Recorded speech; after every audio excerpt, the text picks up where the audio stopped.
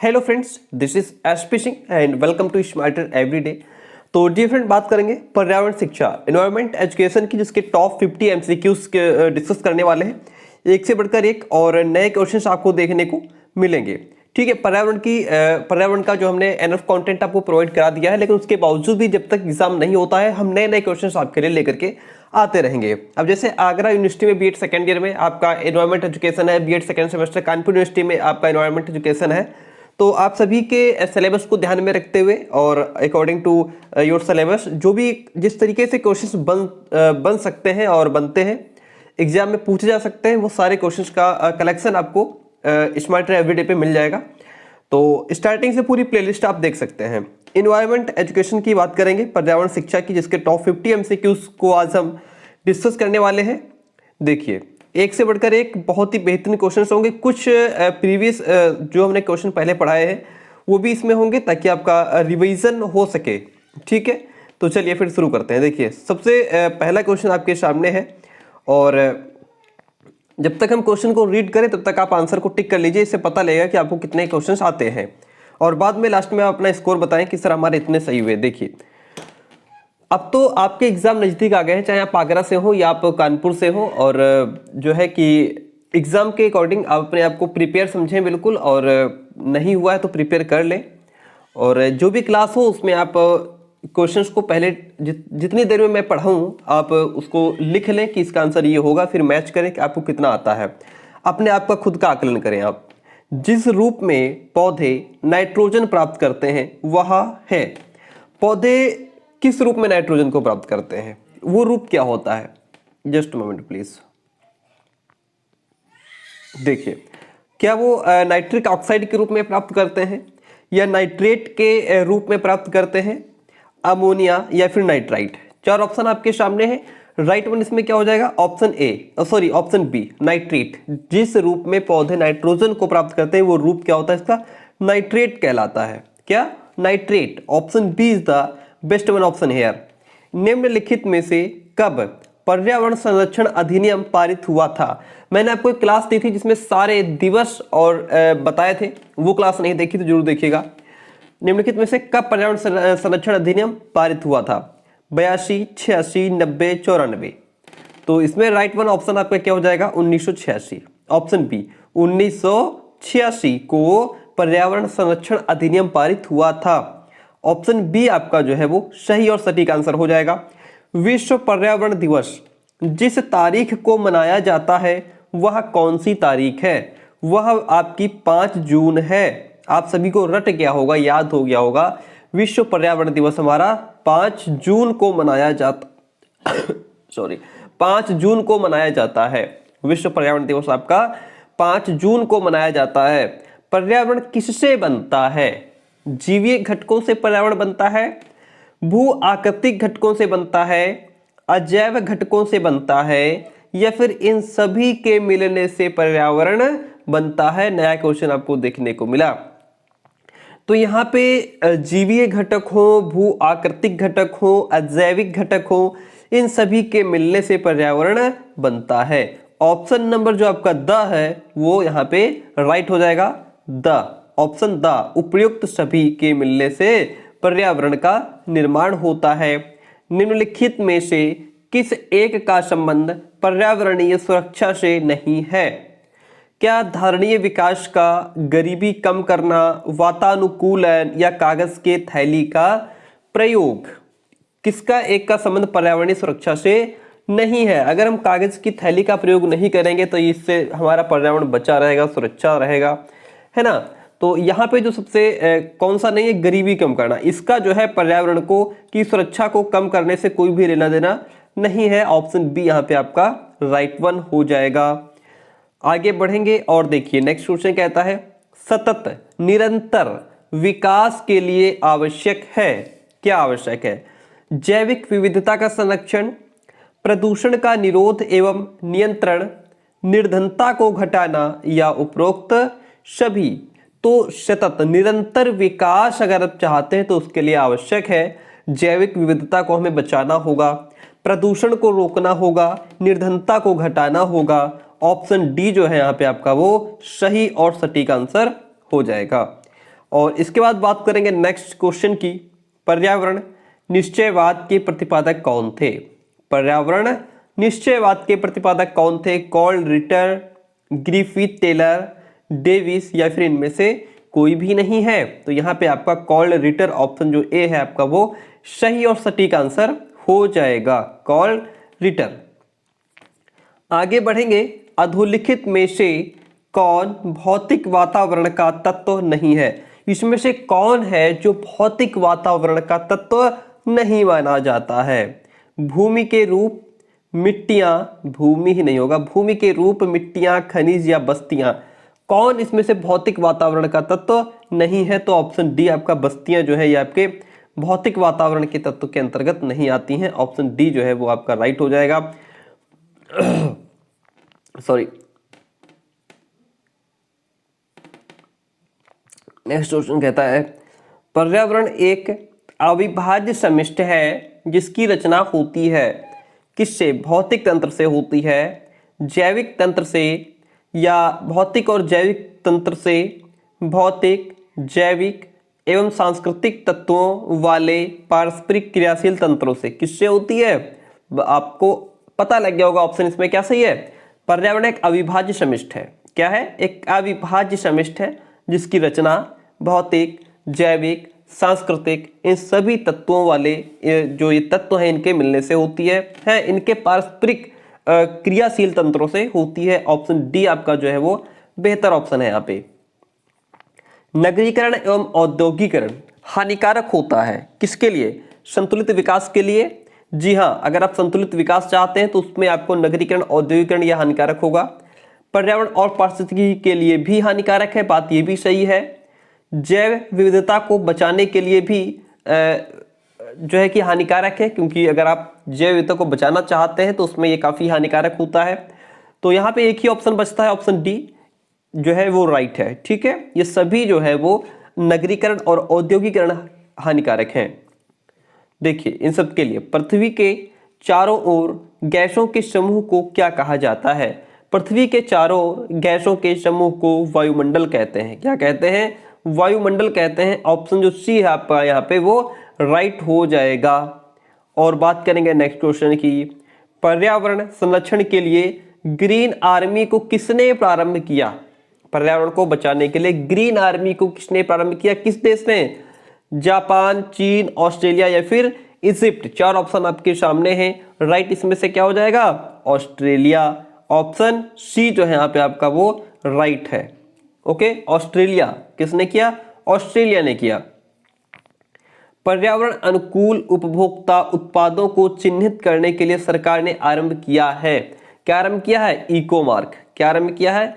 Eco mark आरंभ किया है। ऑप्शन जो बी है आपका वो यहाँ पे बेस्ट ऑप्शन है।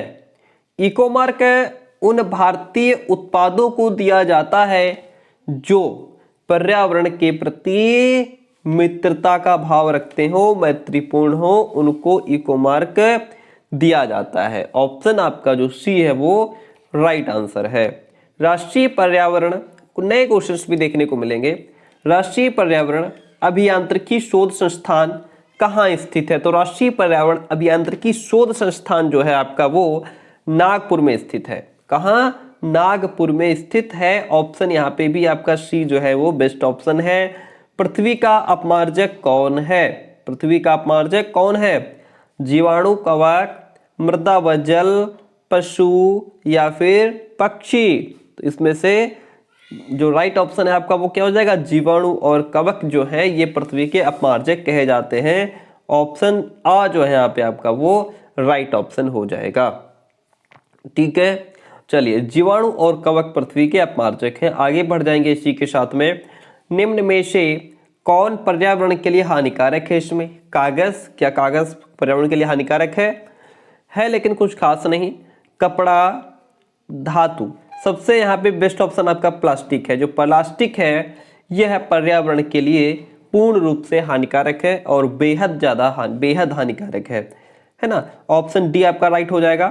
पर्यावरण के क्षेत्र में भ्रमण, पर्यावरण अध्ययन में क्षेत्र भ्रमण का मुख्य उद्देश्य क्या होता है? अगर आप पर्यावरण का अध्ययन बच्चों को करा रहे हैं, आप उन्हें क्षेत्र भ्रमण के लिए लेके जाते हैं, तो इसका क्या मतलब है, इसका सॉरी इसका जो उद्देश्य होता है वो होता है बच्चों को प्रत्यक्ष अनुभव कराना, चीजों को दिखा दिखा करके समझाना, उनको प्रत्यक्ष अनुभव कराना।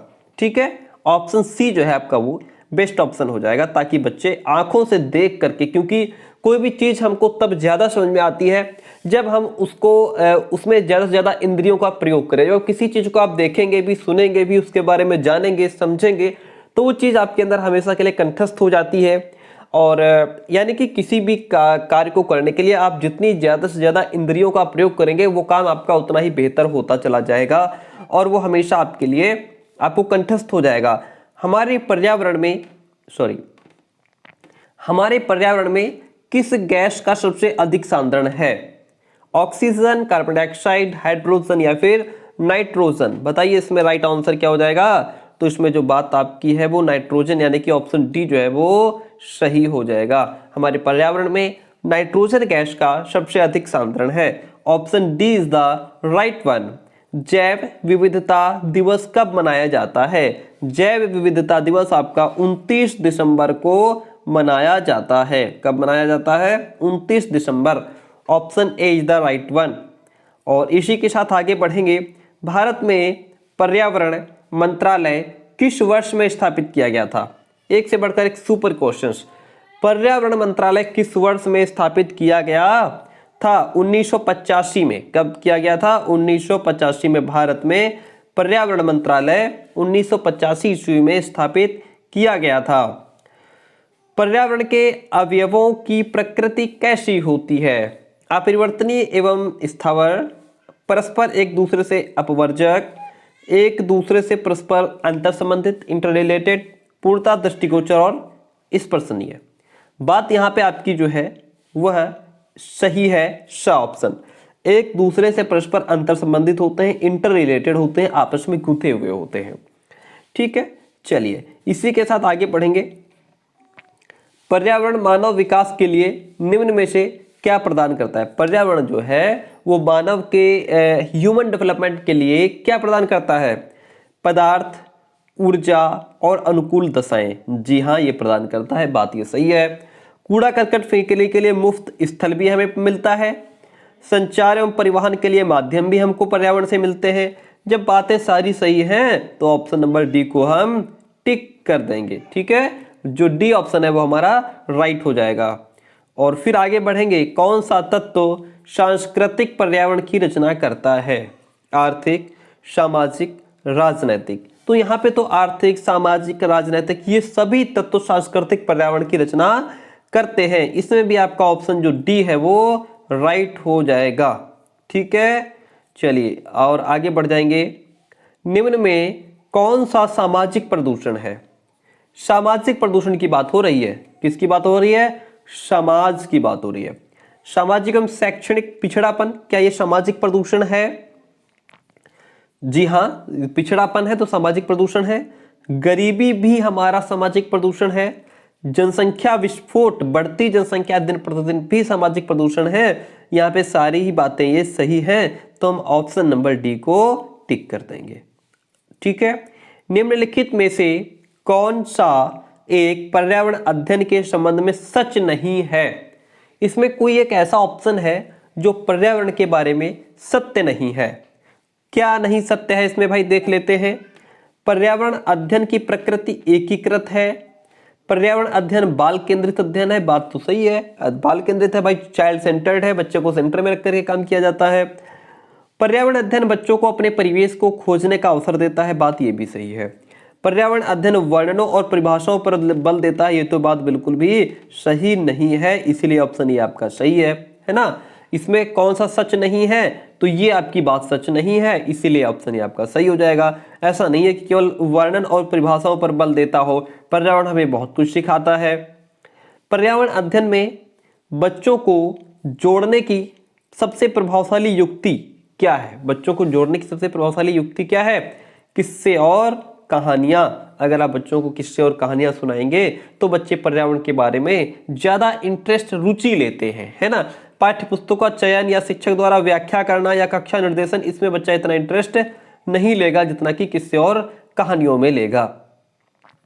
हम लोगों को भी अगर कोई चीज़ कहानी के माध्यम से सुनाई जाती है, बताई जाती है, तो उसमें हम ज़्यादा इंटरेस्ट लेते हैं। निम्न में से कौन कृत्रिम पारिस्थितिक तंत्र है? कृत्रिम की बात हो रही है, प्रकृति की नहीं। तो इसमें वन, ये तो प्रकृति में आ जाते हैं, घास के मैदान, झील, ये सारे प्राकृतिक है, लेकिन धान का खेत कृत्रिम है आपका। ठीक है, ये कृत्रिम पारिस्थितिक तंत्र है। ऑप्शन ए यहाँ पे आपका बेस्ट। अब आपको पारिस्थितिक तंत्र से रिलेटेड क्वेश्चंस मिलेंगे। निम्न में से कौन पारिस्थितिक तंत्र के विषय में सही नहीं है? इसमें से कौन सी एक बात है जो पारिस्थितिक तंत्र के बारे में सही नहीं है? यह अजैविक और जैविक दोनों संगठनों से युक्त होता है, बात ये तो सही है। इसकी अपनी स्वयं की उत्पादकता होती है, ये भी ठीक लग रहा है ऑप्शन।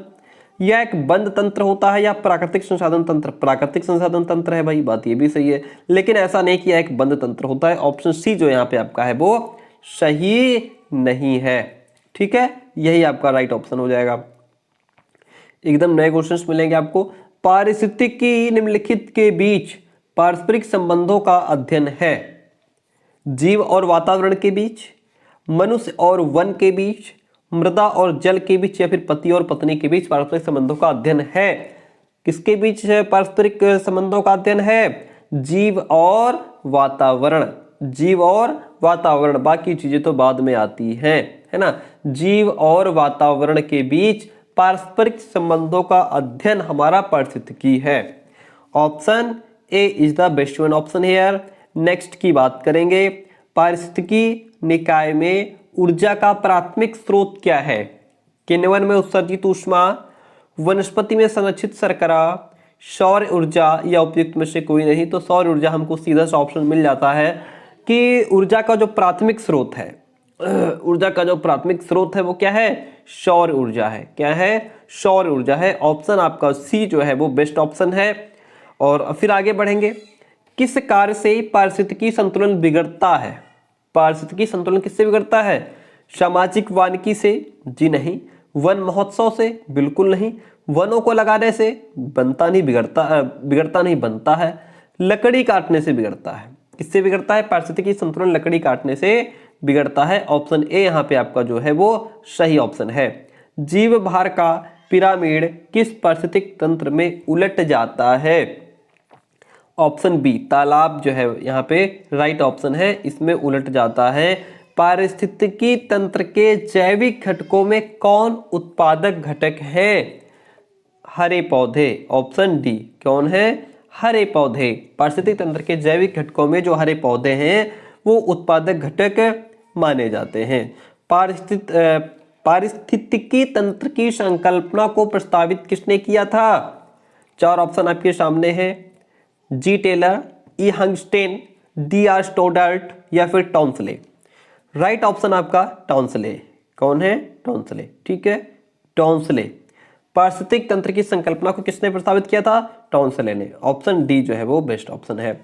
पारिस्थितिकी तंत्र में किसका चक्रण नहीं होता है? इसमें ऊर्जा का चक्रण नहीं होता है।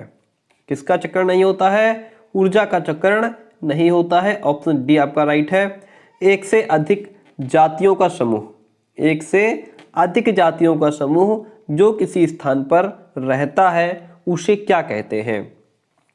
उसे जैव समुदाय कहा जाता है। क्या कहा जाता है? उसे जैव समुदाय कहा जाता है। ऑप्शन बी जो है आपका वो राइट हो जाएगा। एक से अधिक जातियों का समूह जो किसी स्थान पर रहता है उसे जैव समुदाय कहते हैं। क्या कहते हैं? जैव समुदाय कहते हैं। एक पारितंत्र में शैवाल यानी कि हरी काई, क्या? हरी काई का स्थान सॉरी का स्थान होता है उपभोक्ता, उत्पादक, अपघटक, या इनमें से कोई नहीं। ऑप्शन बी उत्पादक हो जाएगा। क्या हो जाएगा? ऑप्शन बी उत्पादक हो जाएगा। इकोलॉजी यानी कि पारिस्थितिकी शब्द देने वाले कौन थे? ये आपके ई हैकल थे। कौन थे? ई हैकल। पारितंत्र में जो मानव है वह क्या है? सर्वाहारी है, मांसाहारी है, शाकाहारी है, या अपघटक है? देखिए चार ऑप्शन आपके सामने हैं। राइट इसमें क्या हो जाएगा आपका? सर्वाहारी है। जो मानव है वो आपका सर्वाहारी है, सब कुछ खा लेता है ना, सर्वाहारी है। एक पारितंत्र में कौन से दो घटक होते हैं? पादप एवं प्राणी, जीवीय और अजीवीय, मछली एवं मेंढक, मेंढक एवं शेर। राइट ऑप्शन आपका जीवी और अजीवी हो जाएगा। एक परितंत्र में कौन से दो घटक होते हैं? जीवी और अजीवी। ठीक है, ऑप्शन बी आपका बेस्ट ऑप्शन है। एक परितंत्र में मानव व सभी जंतु होते हैं। उत्पादक, उपभोक्ता या उत्पादक उपभोक्ता दोनों है या फिर इनमें से कोई भी नहीं है। तो यहाँ पे उपभोक्ता, एक परितंत्र में मानव सभी जंतु क्या है? उपभोक्ता के अंतर्गत आते हैं। मानव द्वारा बनाया गया पारिस्थितिकी तंत्र जो है वह फसल परितंत्र कहलाता है। क्या कहलाता है? फसल परितंत्र। ठीक है, ऑप्शन बी यहाँ पे आपका राइट है। खाद्य श्रृंखला के आधार पर जीवधारी होते हैं। प्रकाश संश्लेषी उत्पादक होते हैं। पादप, मांसाहारी, शाकाहारी, इनमें से कोई नहीं। तो प्रकाश संश्लेषी पादप, ऑप्शन ए जो है वो आपका राइट आंसर है। वायु क्या है? वायु एक यौगिक है, तत्व है, मिश्रण है, विद्युत अपघटय है। क्या है? तो वायु एक मिश्रण है। क्या है? वायु एक मिश्रण है। ऑप्शन सी जो है आपका वो राइट ऑप्शन है। पौधों द्वारा नाइट्रोजन को किस रूप में ग्रहण किया जाता है? ये ऑप्शन आपका सबसे पहला क्वेश्चन यही था, आपको याद होगा अभी, नाइट्रेट के रूप में, है ना। नाइट्रेट के रूप में पौधों द्वारा नाइट्रोजन को नाइट्रेट के रूप में ग्रहण किया जाता है। प्रकृति में ऊर्जा का मुख्य स्रोत क्या है? सूर्य है। ठीक है, option D is the right one. और प्रकाश संश्लेषी संश्लेषण संपादित होता है सभी पौधों के द्वारा, सभी जंतुओं और पौधों के द्वारा, सभी हरे पौधों के द्वारा या वायरसों के द्वारा। राइट ऑप्शन इसमें से क्या हो जाएगा? सभी हरे पौधों के द्वारा प्रकाश संश्लेषण संपादित होता है। और ये जो मैं पढ़ा रहा हूँ इसी की आपको अगर पीडीएफ चाहिए हो तो उसके लिए हम पेड भी प्रोवाइड कराते हैं, आपको सारी टोटल पीडीएफ प्रोवाइड करा देते हैं। आप चाहे आगरा से हो या कानपुर से हो, और नंबर लास्ट में दिया हुआ है, उस पर मैसेज करके आप जानकारी ले सकते हैं। पौधों में प्रकाश संश्लेषण क्रिया किस रंग में सबसे अधिक होती है?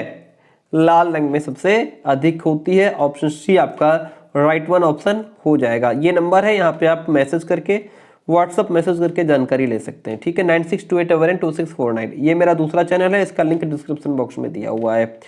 और इनमें से कौन द्वितीय श्रेणी का उपभोक्ता है? द्वितीय श्रेणी का उपभोक्ता कौन है? सांप। प्यारे दोस्तों, क्लास कैसी रही कमेंट जरूर कीजिएगा, अपने दोस्तों तक, अपने कॉलेज ग्रुप में जरूर शेयर कीजिए। थैंक यू, मिलते हैं बहुत जल्दी नेक्स्ट क्लास में।